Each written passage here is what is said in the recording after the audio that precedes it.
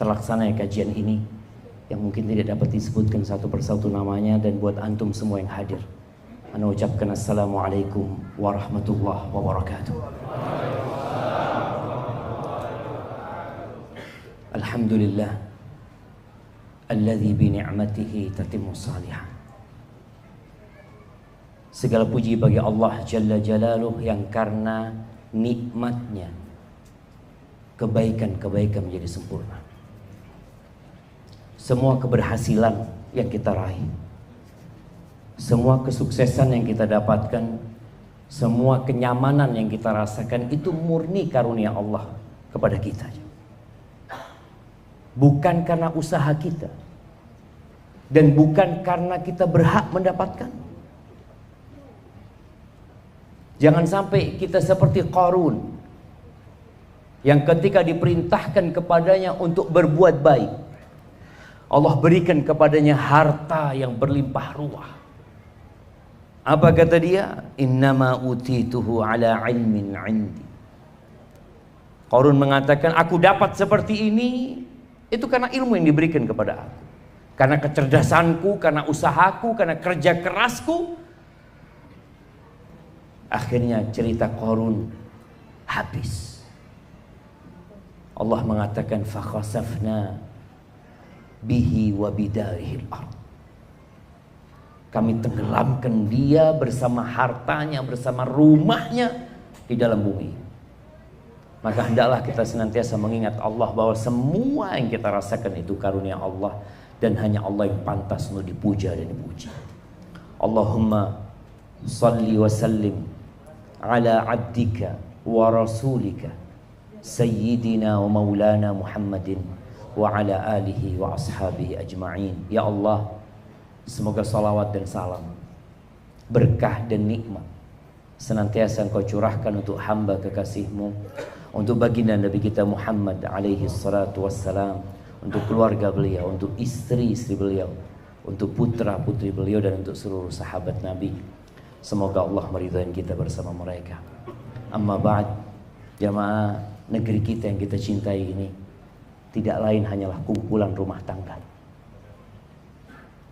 Tatkala rumah tangganya tidak ada luka, tatkala ada kedamaian di setiap rumah tangga, insya Allah negeri kita pun akan merasakan kedamaian tersebut.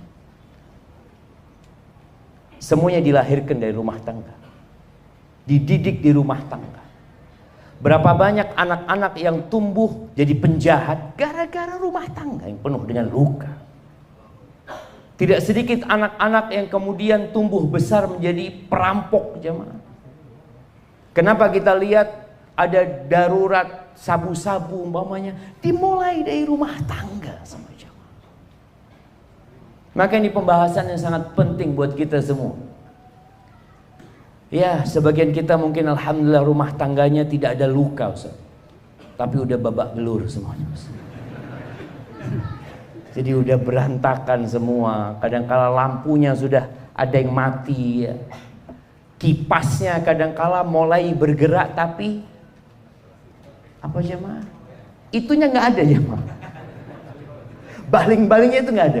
Jadi muter terus. Ada kipas di rumah tapi tidak mendinginkan. Ada apa sebenarnya?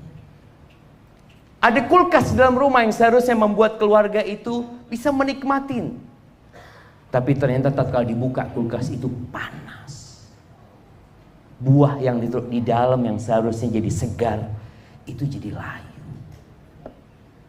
Ada apa dengan rumah tangga? Kalau antum berangkat ke pengadilan agama, antum akan dapati antrian panjang. Laki-laki atau wanita yang sedang menggugat cerai pasangan hidup. Sebagian kita mungkin mempertahankan rumah tangganya bukan karena cinta, bukan karena dia berbahagia di rumah tangganya, tapi karena malu sama tetangga. Ada yang sudah tua renta jamaah, ingin cerai. Anda bertemu dengan mereka, sudah umur 70 tahun, yang istrinya sudah umur 62 tahun. Mereka mau cerai. Ahibati fillah, berapa banyak rumah tangga yang sebenarnya diawali dengan cinta, penuh dengan kasih sayang. Mereka sama-sama merajut mimpi, bahkan selalu berpikir bersama keluarga untuk masuk surga. Sang istri cerita sama suaminya tentang cita-cita dia, apa yang dia inginkan. Sang suami juga menjelaskan kepada istrinya apa angan-angan dia ke depan. Ada masa depan yang dia inginkan menjadi masa depan yang cerah.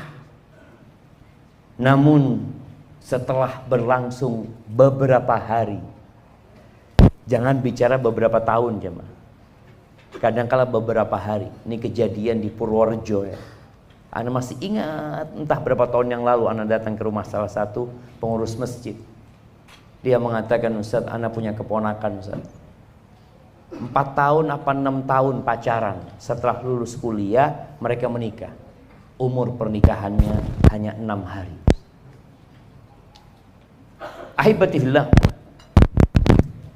sebagian orang cinta yang diinginkan menjadi kebencian, suka menjadi duka, mimpi di dalam surga, ternyata mereka terjatuh ke dalam neraka panas. Ya, kadang-kala kita kalau nonton berita sampai terjadi KDRT di dalam rumah ya, laporan ini dan itu. Bahkan ada seorang istri yang membakar suaminya. Ada seorang suami yang gara-gara kecemburuannya dia bunuh istrinya. Mana kata cinta itu? Hilang. Ketahuilah, cinta itu ibarat benih kecil. Benih kecil yang perlu dirawat. Yang kalau antum tidak merawatnya, tidak menyiraminya, tidak memupuknya, maka benih itu akan layu. Dan terkadang dia mati, bahkan menjadi racun yang membahayakan. Apa yang diperlukan? Kalau bicara rumah tangga tanpa duka, kok kayaknya sulit. Di rumah Nabi alaihi salatu wassalam, piringnya juga pecah. Pernah ada piring pecah di rumah Nabi alaihi salatu wassalam. Pernah ada suara yang diangkat tinggi sehingga terdengar oleh orang yang di luar rumah. Pernah kejadian itu. Pernah ada tangisan air mata. Nah, tapi ternyata semua yang terjadi di rumah tangga Nabi itu ibaratkan garam yang membuat masakan itu menjadi lebih enak. Sekarang bagaimana tatkala ada luka, antum semakin kuat. Bagaimana tatkala ada masalah membuat antum semakin matang menjadi seorang suami, menjadi seorang ayah. Bagaimana kesulitan-kesulitan, masalah di dalam rumah tangga itu menjadikan antum sosok hamba yang lebih bertakwa kepada Allah Azza wa Jalla. Yang biasanya sujudnya sebentar, gara-gara ada masalah, alhamdulillah sujudnya lebih panjang. Nikmat apa enggak jemaah? Yang biasanya kalau sholat selalu telat, gara-gara ada luka dalam rumah tangga, sholat shaf pertama. Masya Allah. Apakah harus ada luka baru di shaf pertama? Apakah nunggu masalah baru bisa sholat malam? Apakah nunggu ada problematika yang berat yang membuat kita harus berangkat umroh? Antum lihat tuh. Ternyata masalah-masalah membuat sebagian orang semakin dekat sama Allah Azza wa Jalla. Dan itu yang kita inginkan. Bagaimana menyikapi masalah itu? Dua insan berkumpul dalam satu rumah yang punya pemikiran masing-masing. Dan antum harus bisa menyelesaikan hal ini. Yang pertama yang dibutuhkan jamaah adalah ilmu. Ilmu. Dalam segala hal ilmu ini diperlukan. Ketika seorang ingin masak enak, padahal dia nggak pernah belajar bagaimana masak soto yang enak. Mungkinkah dia masak tanpa ilmu? Nggak bisa. Dia akan cari tahu. Apa bumbunya? Apa bahan-bahannya? Bagaimana memasaknya? Berapa lama waktu agar jadi enak? Itu perlu ilmu. Orang yang kepingin rumah bagus dan kokoh, mungkinkah dia membangun rumah itu hanya sekedar katanya? Oh, katanya seperti ini, katanya enggak. Kadangkala orang itu panggil arsitek.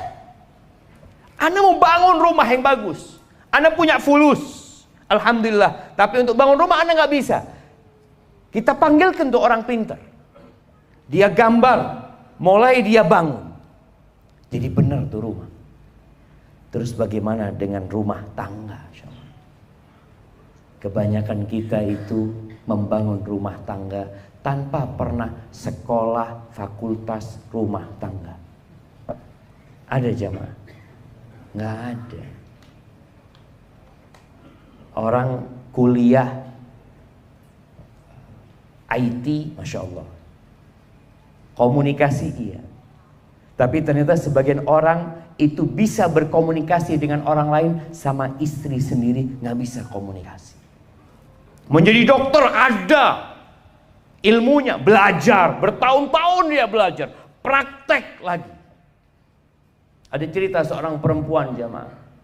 Dia ada di Indonesia, dia dari Indonesia tapi suaminya orang Australia. Dia sempat curhat dulu, dia katakan, Ustaz, semua pasien suami ana kalau ketemu ana selalu memuji suami ana, Ustaz. Masya Allah, engkau beruntung punya suami seperti itu, baik, santun. Ini kata dia, kepingin anda jadi pasien dia.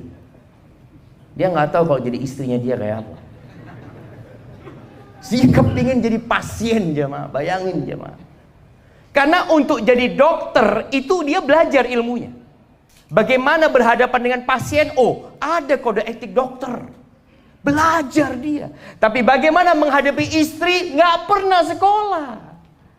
Nggak pernah dapat ilmunya itu sama. Ini yang kadang-kala kita remehkan. Padahal rumah tangga ini pondasi negeri ini. Maka kita perlu berbicara tentang rumah tangga lebih dalam. Antum jangan melangkah untuk menikah kecuali punya ilmu. Kalau nggak punya ilmu, belajar. Dari mana kita belajar berumah tangga? Dari orang tua kita. Kalau orang tua kita, bapak kita suka marah sama ibu, oh nanti aku kalau jadi suami kayak gini, kayaknya ini model yang bagus nih. Istri jadi tunduk sama kita nih. Jadi dia lihat role model itu bapaknya sendiri. Maka muncullah trauma dari anak perempuan kadang-kadang nggak mau nikah. Kenapa dia trauma? Karena dia pikir semua laki-laki kayak bapaknya. Dia merasakan bagaimana luka ibunya. Dicaci, dimaki, dihinakan. Padahal laki-laki nggak semua kayak gitu. Banyak laki-laki yang baik gitu.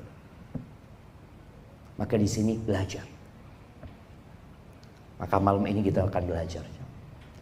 Yang kedua, niat.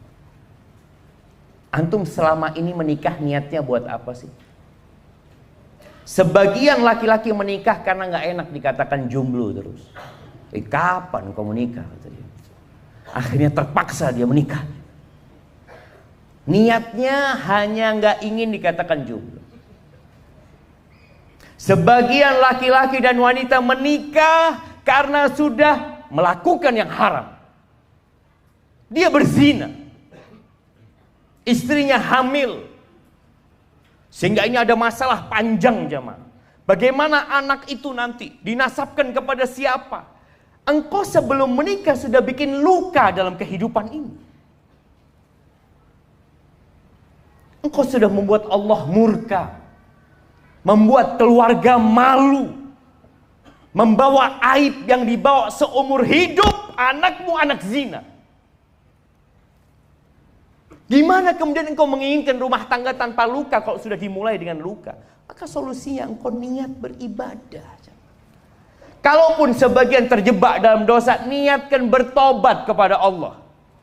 bertobat, menyelesaikan perbuatan dosa itu. Karena ada sebagian orang berpikir, kalau saya menikahi orang yang saya zinai, dosa saya selesai. Dari mana kau belajar itu? Ketika mendapatkan buku hijau, dosa zinanya selesai. Dari mana engkau belajar itu?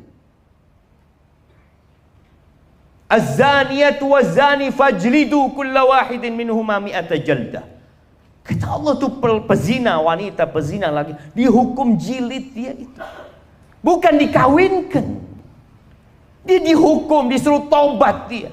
Setelah itu mau nikah, silakan. Nikahnya sudah dalam rangka beribadah, bukan menutupi aib. Bukan.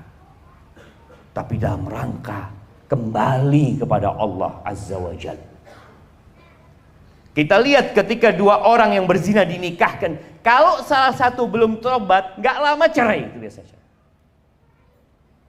Karena dia nikah terpaksa, bukan karena untuk mengabdi kepada Allah Azza wa Jalla.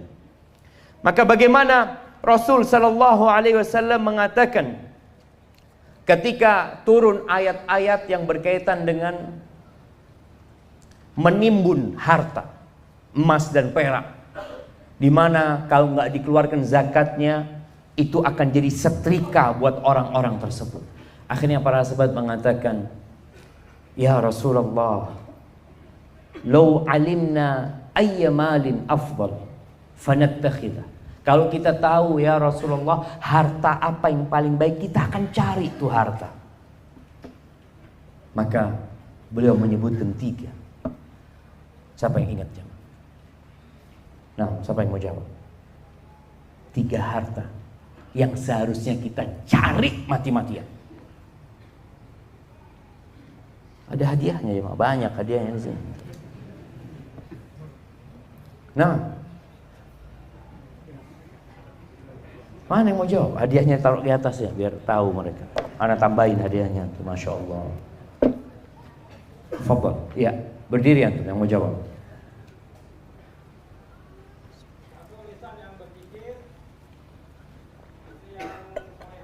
Alhamdulillah. 1, lisan yang pandai berzikir. Yang kedua, hati yang bersyukur. Istri yang soleha, yang membantu suaminya dalam urusan akhirat. Masya Allah. Fadl, kirimkan ke sana, ke belakang. Tuh jamaah, bukan mobil yang bagus, rumah yang mewah. Apa gunanya antum punya rumah yang mewah kalau isinya berantakan? Kita kadang-kadang kalau lihat orang rumahnya bagus, mewah, ya Allah enak banget yang tinggal di sini. Padahal sudah nggak ada penghuninya. Hidup masing-masing. Enggak, Nabi nyebutkan 3. Afdaluhu lisanun dzakir. Lisan yang senantiasa berzikir. Naik motor berzikir, masuk rumah berzikir, makan berzikir, selesai makan berzikir, masuk pasar berzikir, pakai baju berzikir. Kemanapun dia pergi dia berzikir. Ingat sama Allah. Yang kedua, wa qalbun syakir. Hati yang pandai bersyukur. Mau dapat 20.000 sehari, alhamdulillah. Ada teman-teman mungkin yang sampai hari ini belum punya motor. Siapa yang belum punya motor, angkat tangan jangan. Nah, angkat tangan yang belum punya motor. Angkat yang tinggi lah antum, jangan malu lah. Ada yang mau kasih motor sama antum. Baik, sebagian orang sedih nggak punya motor, kawannya punya motor. Mau engkau punya motor tapi nggak punya kaki? Mau kasih motor, kasih mobil BMW 2023 tapi nggak punya kaki, supaya antum tahu harga kaki antum lebih mahal dari semua mobil yang ada di muka bumi ini. Cuma kita nggak pandai bersyukur, jamaah. Ngelihat handphone, aduh bagus banget, harganya mahal. Wallahi antum cari mobil handphone paling bagus di dunia, tetap lebih bagus telinga antum. Apa gunanya antum punya handphone bagus tapi antum tuli, kemana-mana pegang handphone? Kata orang ini agak-agak waras ini, orang dia nggak denger. Ada apa pegang handphone? Wallah jamaah. Maka yang paling utama adalah qalbun syakir. Hati yang pandai bersyukur. Bagaimana Urwah ibn Zubair mengajarkan, ini perlu kita miliki dalam rumah tangga kita. Hati yang pandai bersyukur. Ketika dia harus dipotong kakinya satu, dia mengatakan, ya Allah, Engkau berikan kepada aku 4. 2 kaki dan 2 tangan. Yang Engkau ambil 1 ya Allah, Engkau sisakan 3 ya Allah. Ini orang yang pandai bersyukur selalu melihat kepada nikmat yang Allah berikan. Sebagian kita selalu susah. Kalau ketemu cerita saya punya masalah ini, kalau punya rezeki nggak pernah cerita dia. Tapi punya masalah, satu kampung tahu, bahkan se-Indonesia tahu. Diangkat ke status dia. Masya Allah. Ingat yang kedua, qalbun syakir. Dimanapun antum tinggal, bersama siapapun antum hidup, antum akan bersyukur kepada. Yang ketiga, wa zaujatun mu'minatun tu'inuhu ala amril akhirah. Istri yang beriman yang membantu suaminya dalam urusan akhirat. Bukan membantu suaminya bangun rumah, bukan membantu suaminya beli tanah, bukan membantu suaminya beli mobil. Saya alhamdulillah Ustaz, rumah ini dibantu sama istri saya. Enggak, bukan itu. Istri yang soleha, yang kalau malam hari bangunin suaminya, bang, tahajud bang. Ada istri yang masya Allah, bang, jam 3 bang, bolanya udah mulai. Nah, bukan itu jemaah. Bukan yang membangunkan suaminya untuk kerja, bang, jam 7 bang, masuk kerja bang, bukan. Tapi dia bangunkan suaminya untuk salat subuh. Itu harta yang paling mulia. Ad-dunya mata wa khairu mata'iha al-mar'atus salihah. Dunia ini kesenangan. Dan sebaik-baiknya kesenangan dunia itu bukan istri yang cantik. Apa gunanya antum punya istri cantik tapi ngelirik laki-laki lain? Tapi istri yang soleha, yang kalau dipandang menyenangkan hati. Sebagian kita itu kalau memandang menyenangkan hati, memandang siapa? Istrinya tetangga. Menyenangkan hati. Bukan istri antum sendiri, cuman menyenangkan hati. Kalau disuruh taat, ditinggal sama suaminya, jaga kehormatan dirinya, jaga harta suami. Maka tadi niatkan ketika menikah beribadah kepada Allah Azza wa Jalla. Gimana Ustaz kalau ana salah niat dulunya? Perbaiki niatmu sekarang. Bisa kau memperbaiki. Terus yang ketiga, doa. Wallahi jamaah, hati manusia itu di tangan Allah. Cinta, kasih sayang, itu nikmat yang Allah berikan. Allah Azza wa Jalla berfirman di surat Al-Anfal ayat 63. Ini berkaitan dengan bagaimana orang-orang Ansor bisa bersatu, bisa damai. Yang sebelumnya mereka konflik bertahun-tahun, puluhan tahun. Apa kata Allah? Lau anfaqta. Allah mengatakan kepada Nabi Muhammad SAW, yang dengan kedatangan Nabi Muhammad SAW pertikaian itu hilang. Allah ingin mengingatkan Rasul SAW. Lau anfaqta ma fil ardi jami'an. Ya Allah ya. Apabila engkau menafkahkan, membagikan semua yang ada di bumi demi memperbaiki orang yang bertikai, orang yang konflik, atau suami istri yang konflik, mau dikasih harta tiap orang 1 triliun agar mereka damai. Kata Allah, lau anfaqta ma fil ardi jami'an ma allafta baina qulubihim. Engkau tidak akan menyatukan hati mereka. Walakin Allah allafa bainahum. Siapa yang membuat hati itu tunduk? Allah. Sebagian kita berpikir dengan dikasih harta terus istrinya, rumah tangga akan damai. Kalau Allah nggak akan lembutkan, nggak lembut hatinya. Begitu pula suami. Maka suami istri ini harus berdoa mohon sama Allah Azza wa Jalla. Dan selalu bertawakal kepada Allah. Jangan pernah bersandar kepada diri sendiri. Seperti di awal tadi disebutkan. Jangan mengatakan, oh saya bisa, saya pintar, saya punya ilmu ini, itu dan itu, saya punya jabatan. Lah. Wallahi jamaah. Ana pernah haji dengan 2 jenderal. Yang satu bintang 2, yang satu bintang 1. Dari angkatan darat. 2 istri kedua jenderal itu datang sama ana. Waktu di Mina kita ini. Syafiq, saudara mahasiswa. Tolong sampaikan kepada suami-suami kita. Kalau urusan fulus nggak kurang kita. Nggak kurang. Tapi kita kurang perhatian. Kita kurang kasih sayang.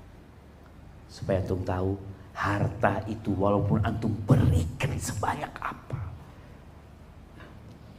kalau Allah tidak melembutkan hati mereka, nggak bisa.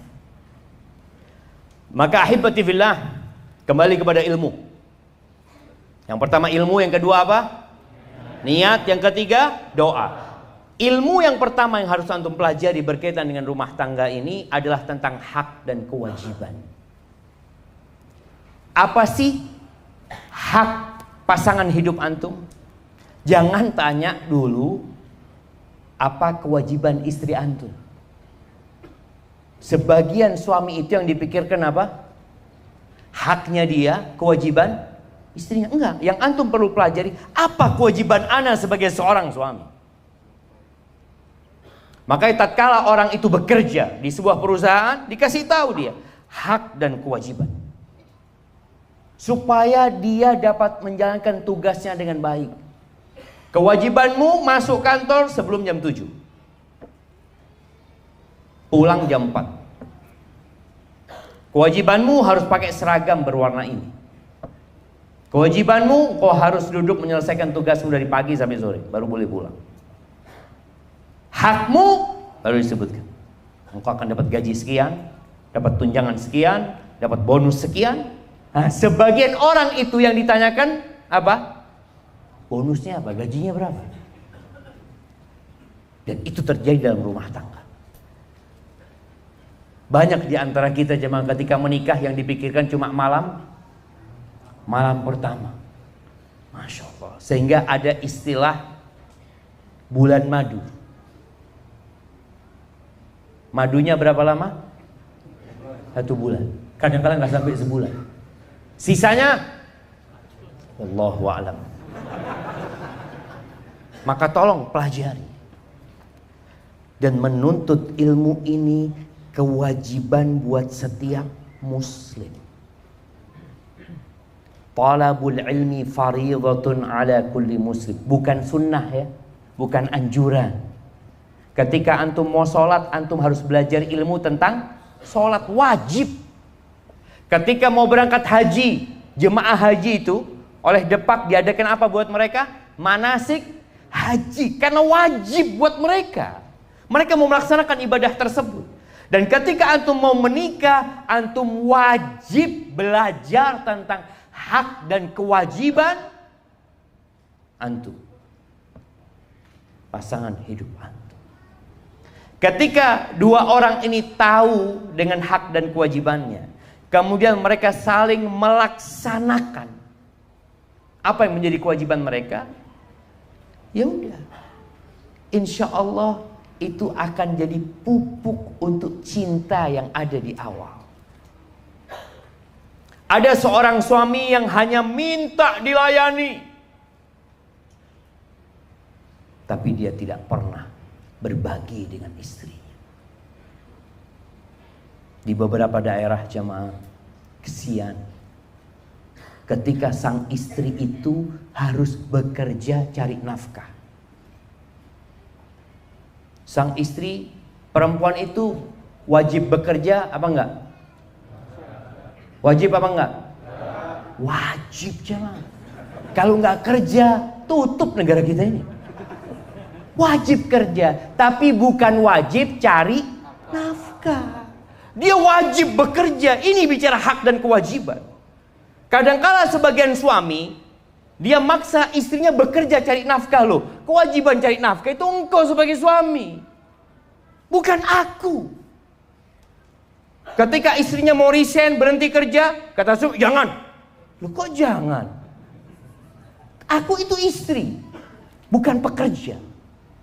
Kalau dia mau bekerja karena inisiatif dari dirinya, tafadhol. Tapi bukan disuruh sama suami. Dipaksa, enggak. Dia capek. Bagaimana seorang istri, jemaah? Kalau bicara di beberapa negara kita sudah lihat, sebagian negara itu piramidnya sudah kebalik. Banyak perempuan gak mau punya anaknya. Jadi jumlah orang tuanya itu lebih banyak daripada anak-anak. Di Singapura, jangan jauh-jauh. Di Jerman, di Rusia. Kenapa? Karena banyak wanita mereka itu juga bekerja. Ketika dia bekerja, cari nafkah, lalu dia disuruh hamil, disuruh menyusui anaknya, membesarkan. Ini kezaliman para laki-laki kepada istri. Engkau yang cari makan lah. Masa aku sudah membesarkan anakmu, gendong anakmu seharian. Ingat, perempuan bekerja di rumah kalau punya anak itu berapa jam? 24 jam kali 7 hari kali 30 hari sebulan. Ada istri antum ngajukan cuti sama antum, bang, anak mau cuti ngurusin anak-anak bang ya. Oh iya, engkau punya hak cuti dalam setahun 12 hari selain liburan bersama. Nggak ada tuh perempuan jemaah. Tengah malam istri kita, tengah malam anak nangis, bapaknya bangun, bapaknya bangunkan istrinya. Anaknya nangis, tidur lagi dia.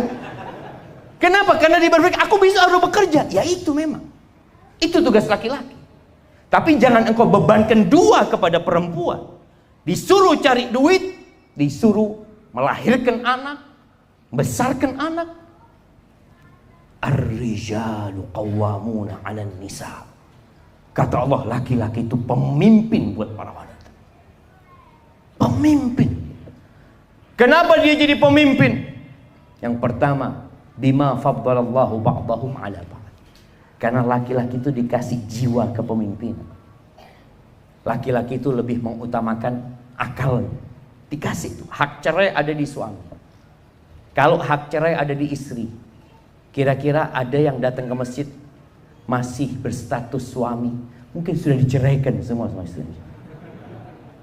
Istri itu sakit hati sedikit, bawa koper dia pulang. Udah aku pisah aja. Laki-laki enggak. Makanya perempuan bisa gugat cerai tapi tidak menceraikan dirinya sendiri. Bima anfaqu, yang pertama bima faddalallahu ba'dahum 'ala ba'din. Yang kedua, wa bima anfaqu min amwalihim. Karena suami itu memberikan nafkah. Para ulama menyebutkan, tatkala engkau memperhatikan konflik atau luka yang terdapat dalam rumah tangga, kebanyakannya timbul disebabkan kedua pasangan ini tidak ngerti sama hukum syariat. Nggak ngerti, nggak belajar dia. Yang ada tadi belajarnya dari rumah tangga dia. Bagaimana bapaknya mendidik ibunya, mengajarin ibunya, atau menghajar ibunya, dia lakukan itu. Itu kebanyakan. Maka tolong yang istri berusaha untuk mempelajari. Apa sih tugasku sebagai istri? Laksanakan tugasmu. Suami melaksanakan tugasnya. Ustadz, kalau ana sebagai istri, hak-hak ana tidak diberikan oleh suami, minta hakmu sama Allah Azza wa Jalla. Itu juga dipelajari. Ada aja istri yang tidak mendapatkan haknya dari suaminya. Umpamanya tadi bicara perhatian kurang, suaminya sibuk bekerja. Baik suaminya sholat 5 waktu tapi perhatian kurang. Iyalah, ana akan cari perhatian dari Allah Azza wa Jalla demi menyelamatkan rumah tangganya. Ilmu yang kedua, mengenali pasangan hidup. Laki-laki dan wanita itu berbeda. Semua punya keistimewaan, tapi juga punya kekurangan. Bagaimana Nabi alaihissalatu wasallam menjelaskan kepada para laki-laki tentang para istri. Beliau mengatakan, khuliqatil mar'atu min dila. Perempuan itu diciptakan dari tulang rusuk. Yang bengkok tuh jamaah.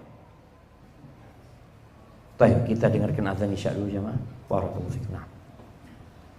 Apa yang tadi dibicarakan? Mengenali pasangan hidup kita. Yang laki-laki berusaha mengenali bagaimana sih perempuan itu kayak apa sebenarnya. Yang perempuan juga tahu laki-laki itu seperti apa. Sehingga ada jalur komunikasi yang bagus nantinya. Rasulullah SAW ketika menjelaskan kepada para sahabat, perempuan diciptakan dari tulang rusuk yang bengkok, bukan untuk merendahkan wanita, tidak, tapi untuk mendidik para laki-laki agar tahu bagaimana pasangan hidup dia. Karena ada sebagian wanita yang mengatakan ini termasuk melecehkan wanita. Lah, ini dalam rangka kau dihormati dan dihargai oleh laki-laki, agar para laki-laki tahu bagaimana bermuamalah dengan perempuan. Kata Nabi SAW, "Idza dhahabta tuqimuhu kasarta." Kalau engkau ingin meluruskan tulang rusuk itu, mau dilurusin, patah. Wa in taraktahu lam yazal a'waj. Kalau dibiarkan akan tetap bengkok. Terus gimana? Apa solusinya? Fastamti'u fihinnal iwaj. Nabi memberikan sebuah arahan alaihi salatu wassalam. Engkau bersenang-senanglah dengan wanita, tapi engkau harus selalu tahu dia itu bengkok. Perempuan itu ingin dimaklumi kekurangannya. Jangan engkau menuntut lebih dari dia. Bayangin ya, Rasul sallallahu alaihi wasallam pernah di rumah Nabi SAW, Aisyah itu angkat suara sampai terdengar dari luar rumah. Abu Bakar dengar tuh, dia minta izin untuk masuk ke rumah Nabi sallallahu alaihi wasallam. Masuk, ngelihat Aisyah di situ yang habis ngangkat suaranya atas Nabi SAW. Abu Bakar datang jamaah mendekati Aisyah, mengatakan, "Atarfa'ina sautaki ala Rasulillah sallallahu alaihi wasallam." Berani-beraninya engkau ngangkat suara di atas suara Nabi SAW. Itu mau digampar Aisyah sama bapaknya sendiri jemaah. Kira-kira kalau mertua antum mau gampar istri antum, sikap antum apa? Ah, betul, ini harus dididik nih. Dididik. Mungkin kita akan seperti kesempatan ini. Ini bapaknya ada nih, bukti kalau anaknya nggak bener nih bapaknya. Nabi SAW langsung pasang badan. Dia menghalangi Abu Bakar dari Aisyah. Nggak boleh mendekat kepada Aisyah radhiyallahu ta'ala. Berangkat sudah. Abu Bakar pulang karena nggak bisa mendekat ke Aisyah, pulang. Nabi SAW duduk sama Aisyah mengatakan, "Aisyah, engkau nggak lihat tadi aku belain engkau dari laki-laki tadi itu yang memukul engkau itu?" Akhirnya mereka jadi berdamai. Sebagian kita itu selalu memperbesar masalah kecil. Dan itu yang banyak terjadi. Kenapa luka itu semakin melebar dan sebagian luka sudah sembuh tapi jadi borok di dalam? Gara-gara kita suka menjadikan masalah remeh jadi besar. Banyak perempuan mengatakan, "Ustaz, suami ana marah itu gara-gara masalah remeh, Ustaz." Antum harus belajar jadi singa di luar rumah dan menjadi macan di dalam rumah. Ingat kisah 11 wanita yang menceritakan suaminya. Jadi cerita tentang suaminya. Ini buka-bukaan dia tentang suaminya. Salah satunya mengatakan, "Zauji idza dakhala fahid." Suamiku tuh kalau masuk rumah itu kayak macan. Wa idza kharaja asid. Kalau dia keluar rumah, dia seperti singa. Wala yas'al amma ahid. Dan dia tidak pernah menanyakan apa yang dia tinggalkan. Para ulama menjelaskan ini pujian buat suami. Suaminya itu kayak macan, urusan-urusan remeh, kecil, nggak diurusin sama dia. Dia tidak akan pasang badan kecuali untuk urusan yang besar, itu macan. Kalau keluar rumah, oh dia jadi singa. Dan kalau di rumah dia tidak menanyakan hal-hal yang remeh. Sebagian kita itu tadi masalah-masalah remeh, fulus sekian nggak ada, umpamanya mungkin dia punya uang 50.000, ditaruh di bawahnya baju kok nggak ada. Mana ya? Hei istriku, sini. Sidang. Sidang apa? Itu yang terjadi. Nabi SAW mengajarkan kepada kita agar melihat kepada kelebihan bukan kepada kekurangan. Kata Nabi SAW, la yafraq mu'minun mu'mina. Nggak boleh laki-laki yang beriman membenci istri yang beriman. In kariha minha khuluqan radhiya minha akhar. Kalau ada perilaku istrinya yang tidak dia sukai, bukankah ada yang lain yang dia sukai? Lihat kepada kelebihannya. Pernah melihat ada orang dites kerja jemaah, dia melamar kerja, lalu sama yang mengetes itu bertanya, bapak nggak bisa apa? Pernah ditanya, bapak nggak bisa apa? Yang ditanya apa? Bapak bisa apa? Itu yang penting buat dia. Yang tidak dia bisa, tidak dia tanyakan. Dan itulah yang kita lihat kepada pasangan hidup kita. Allah Azza wa Jalla mengatakan, wa'ashiruhunna bil ma'ruf. Wa'ashir, pergaulilah istri-istri kalian, sama istri juga mempergauli suaminya dengan cara yang ma'ruf. Bukan sekedar hak dan kewajiban. Yang penting anak melaksanakan kewajiban anak enggak. Antum suka enggak jemaah? Kalau gaji antum 10 juta tiap bulan, tahu-tahu dikasih bonus 5 juta. Suka enggak? Kalau bonusnya lebih banyak tambah suka enggak? Lakukan itu kepada pasangan hidup antum. Jangan hanya memberikan hak dia, tapi berikan bonus kepada dia. Artinya ada perkara-perkara yang sebenarnya nggak wajib buat antum, tapi antum kerjakan buat dia. Istri pun seperti itu. Fa in karihtumuhunna, kalau kalian benci sama pasangan hidup kalian, ceraikan mereka, balikin ke orang tuanya. Jangan. Engkau mau nikah sama siapa? Enggak, saya mau cari yang lurus. Nggak ada bengkok semuanya. Antum mau kemana? Nggak ada di Purwakarta, Ustaz. Lurus-lurus nggak ada. Kemanapun, ke ujung dunia semuanya. Baik kok antum mau ganti istri 20 kali. Ya Allah, ternyata kayak gini semua perempuan. Ya memang kayak gitu.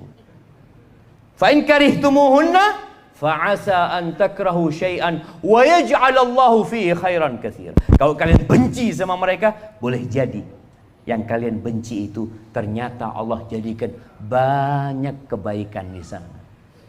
Mungkin istrimu tidak pandai memasak, tapi istrimu pandai mengaji.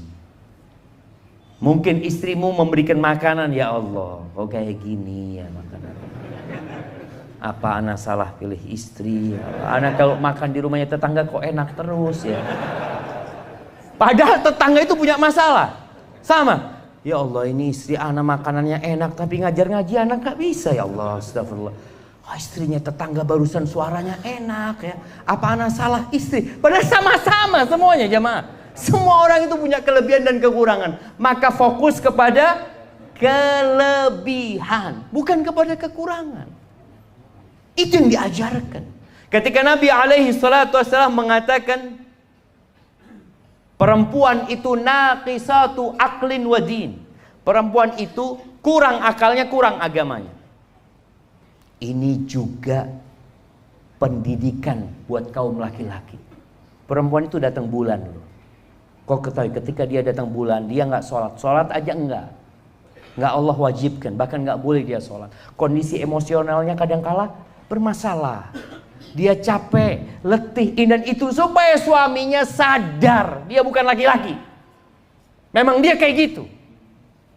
Kadang-kala seorang suami, ya Allah ya, istri satu ini datang bulan jadi nggak enak katanya. Memang kayak gitu. Coba anak punya 4.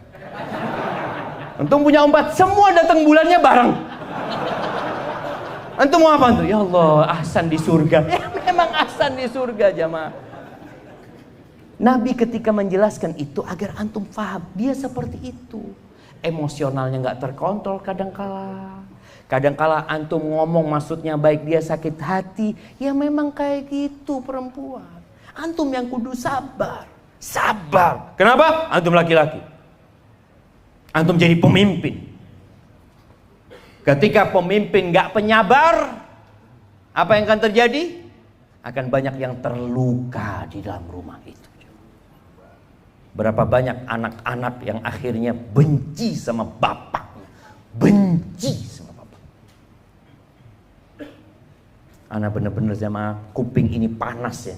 Kalau sudah dengar orang curhat ini itu, sampai dalam hati anak, dulu waktu nikah nggak pernah konsultasi sama anak, sekarang ruwet ngomongnya sama anak gitu kan. Berarti kan, jadi anak yang dapat lukanya gitu jemaah, senengnya nggak pernah dapat anak. Tapi itu kita juga harus sabar menghadapi orang-orang ini. Mungkin kita bisa memberikan solusi. Kemudian ketahuilah apa yang disukai dan apa yang tidak disukai. Perlu ilmu itu. Karena anak kepingin para wanita tidak lagi mengatakan, Ustadz suami anak ini temperamental Ustadz, suka emosi marah padahal masalah remeh. Oke, engkau tahu masalahnya apa? Iya Ustadz, masalahnya kadangkala kopinya itu kurang manis. Terus, ya masa masalah gitu aja dia marah? Loh, yang salah yang marah apa yang bikin kopi? Yang bikin kopi kan. Loh tapi dia tuh gak tahu diri Ustadz. Sudah tenang.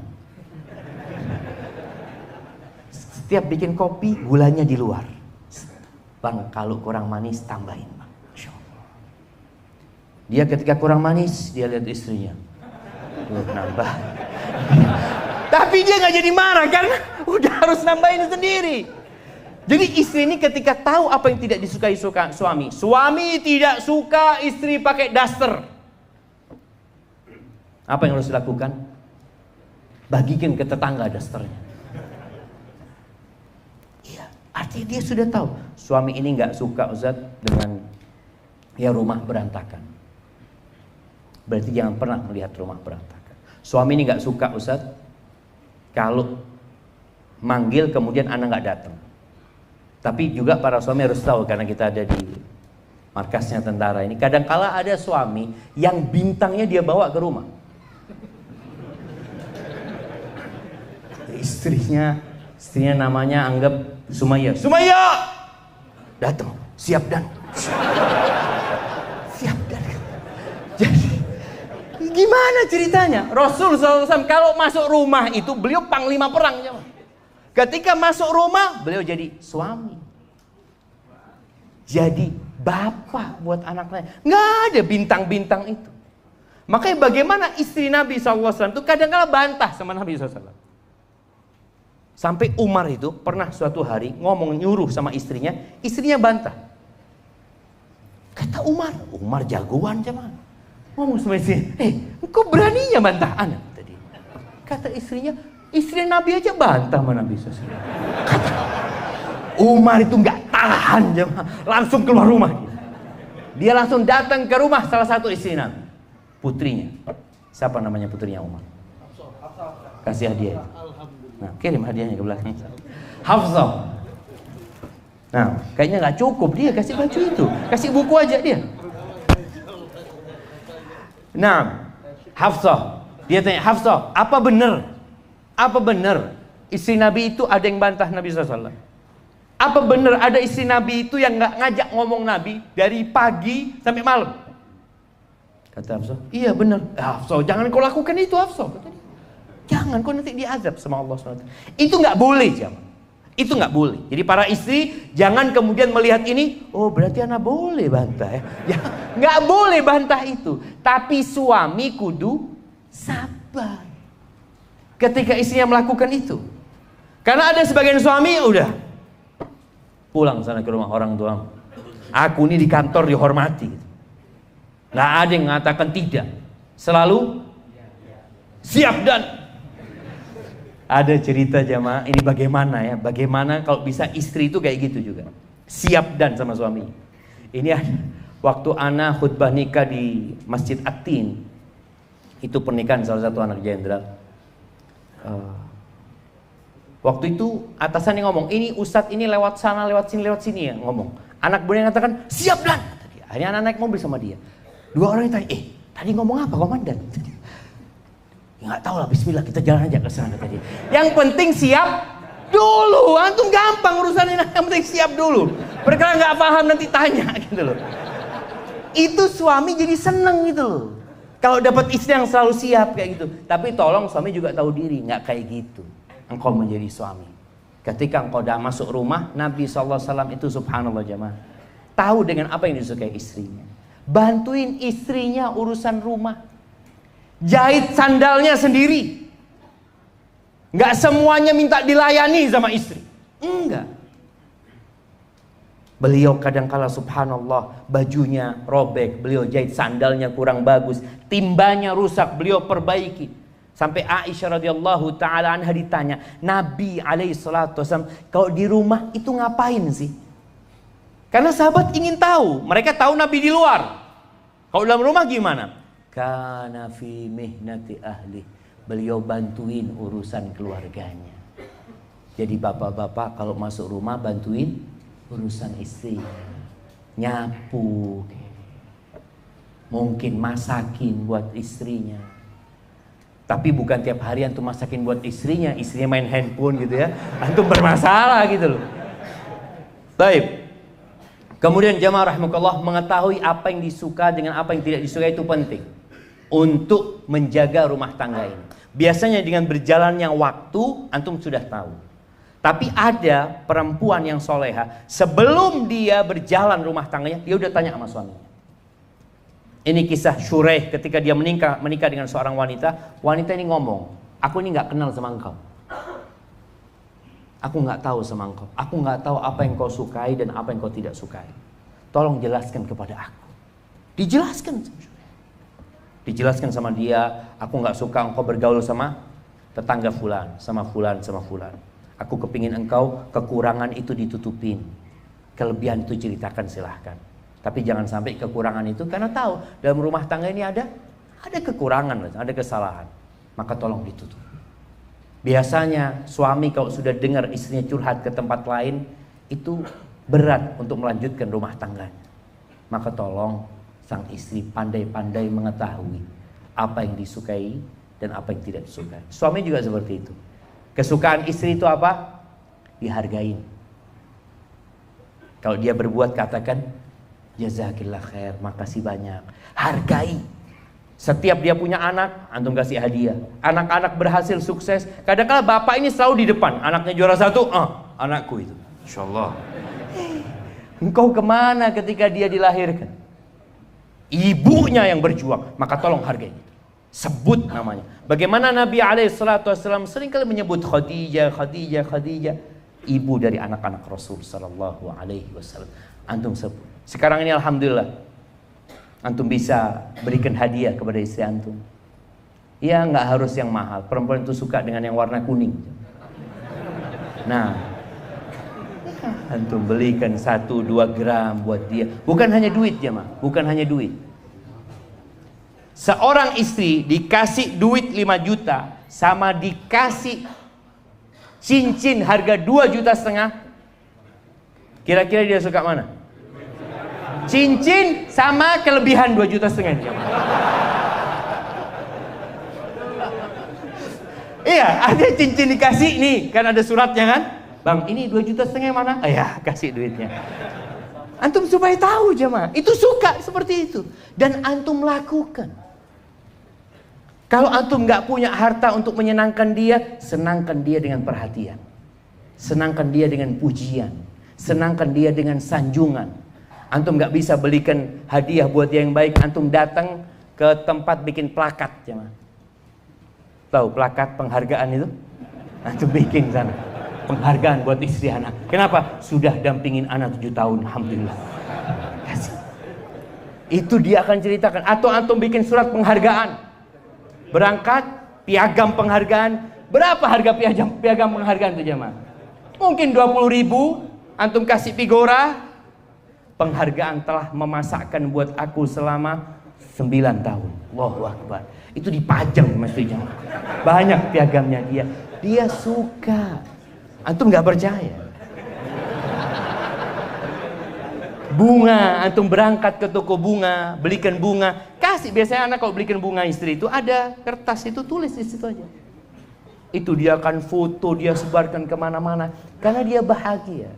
Tapi kalau cuma dikasih fulus, apalagi fulusnya cuma untuk nafkah, kasih fulus, iya bang, barakallahu fiik. Jadi tolong antum pandai-pandai mengetahui apa yang disukai dan apa yang tidak disukai. Taib, yang terakhir. Ada dua yang terakhir. Yang pertama, jangan bawa makan haram ke dalam rumah. Jangan bawa harta haram ke dalam rumah. Itu jadi penyakit. Tidaklah dua orang yang saling mencintai kemudian dipisahkan illa bidzambin ahdatsahu ahaduhum, melainkan karena dosa yang dilakukan oleh salah satu dari keduanya. Dan di antara dosa yang dapat berdampak kepada kehidupan itu makan haram. Kalau ternyata naik motor dari hasil yang haram, antum belikan nafkah kepada istri antum dari hasil yang haram, kira-kira Allah akan ridho sama antum? Antum berdoa nggak dikabulkan doa. Antum minta sama Allah nggak diterima. Antum berangkat umroh, berangkat haji dari hasil yang haram, la labbaik wala sa'daik. Kata Allah, nggak perlu engkau datang ke sini, nggak perlu, nggak ada kebahagiaan buat engkau, gara-gara makan haram. Dan seorang istri juga harus mendukung suami, sabar, karena ada sebagian istri gara-gara banyak tuntutan suaminya akhirnya bekerjanya nggak benar. Nggak sabar, kepingin cepat punya rumah, kadangkala rumahnya dengan cara riba. Nggak sabar ingin cepat punya motor, akhirnya motornya dengan sistem riba. Nggak sabar kepingin ini itu, akhirnya ada yang haram dalam rumah tangga. Jaga. Dan sebagai penutup, Nabi SAW itu pernah mendiamkan istrinya yang 9. Kira-kira tahun 9 Hijriah. 9 istri Nabi itu diboikot sama Nabi SAW. Nabi tinggal di sebuah kebun. Ada rumah kecil di kebun itu, tinggal sebulan. Beliau tidak datang. Kenapa beliau menghajar istri? Urusan dunia. Tuntutan yang berlebihan, konflik yang terkadang yang seharusnya tidak dibuat konflik, sampai turun firman Allah di surat Al-Ahzab ayat 28-29. Allah mengatakan, ya ayyuhan nabi. Setelah 1 bulan, Nabi mendudukkan istrinya satu persatu. Kenapa? Karena visi misi mereka berubah. Dan itu yang menyebabkan banyak luka dalam rumah ketika visi dan misi nggak sama. Allah mengatakan, ya ayyuhan nabi, wahai nabi, qul li azwajika, katakan kepada istri-istrimu, in kuntunna turidnal hayatad dunya wa zinataha, kalau ambisi kalian kehidupan dunia, perhiasan dunia, kemewahan dunia, fata'alaina umatti'kunna, kalian kemari, aku kasih mut'ah buat kalian, aku kasih kesenangan buat kalian, aku kasih harta buat kalian. Thumma usarrih wa usarrihkunna sarahan jamila, dan aku akan ceraikan kalian dengan perceraian yang baik. Nggak bisa dilanjutkan rumah tangga ini ketika satu ingin ke timur, satu ingin ke barat, nggak bisa. Maka Nabi memberikan keputusan, Allah yang menurunkan firman Allah. Wa in kuntunna turidna Allah wa rasulahu wad daral akhirah. Kalau ambisi kalian Allah, mencari keridhaan Allah, mencari keridhaan, ketaatan kepada Rasul SAW, wad daral akhirah, dan kehidupan akhirat, kalau ambisinya akhirat, wallahi jamaah, dunia dan isinya ini yang diperebutkan sekarang oleh 8 miliar manusia kira-kira, itu tidak lebih dari 1 sayap nyamuk. Antum ambil nyamuk itu, antum lihat dunia dan isinya ini, kira-kira kalau dikumpulkan bisa nggak bikin nyamuk? Nggak bisa. Allah tiap hari bikin nyamuk. Dunia dan isinya tidak lebih dari 1. Maka Nabi diperintahkan mengatakan kepada istri-istrinya, kalau ambisi kalian akhirat, fa innallaha adda lil muhsinati minkunna ajran azima. Sesungguhnya Allah menyediakan buat orang-orang baik di antara kalian pahala yang besar, jamaah. Pernah melihat di dunia ini perempuan pakai baju 10, jamaah? Pernah lihat? Istri antum kalau pakai baju mentok berapa? 2, 3. Wanita surga itu pakai baju 70. Sekali pakai 70. Bayangin. Dan 70 pakaian itu bisa dinikmatin dari segala penjuru. Antum bisa ngelihat dia dari arah sini, ya Allah, indah sekali. Dan dari 70 lapis pakaian itu, sumsum kakinya kelihatan. Kerudungnya perempuan itu lebih baik dari dunia dan isi. Maka tolong, ambisi kita adalah kehidupan akhirat. Kita makmurkan dunia ini dengan ketaatan kepada Allah Azza wa Jalla. Kita jaga rumah tangga kita ini dengan menjalankan perintah Allah, perintah Rasulnya. Insya Allah luka-luka itu akan hilang dari rumah tangga kita. Barakallahu fiik.